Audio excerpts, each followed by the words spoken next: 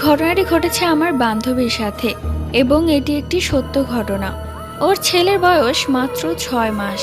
নতুন ফ্ল্যাটে ওঠার পর থেকে ওর ছেলেটা প্রচন্ড কান্না করত, সারাদিন কাঁদতো, রাতেও অনেক কাঁদতো।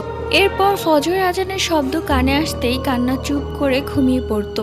ও ওর ছেলেকে অনেক ডাক্তার দেখিয়েছে, কিন্তু কোনো লাভ হয়নি। তো একদিন ও ওর ছেলেকে বিকেলবেলা ঘুম পাড়িয়ে রেখে বাথরুমে গিয়েছিল। বাথরুমে বসে থাকা অবস্থায় ওর মনে হলো যে কেউ গেটে টোকা দিচ্ছে। তো দরজাটা ও খুলে দেখে ওর ছোট্ট ছেলে দাঁড়িয়ে আছে।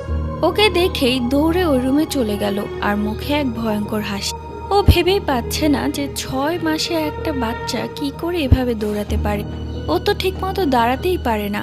প্রতিদিন সেই ফ্ল্যাটে একটা না একটা ঘটনা ঘটবেই ওদের সাথে। এরপর বাড়িটি ছেড়ে দেয়, এখন আলহামদুলিল্লাহ ভালো আছে।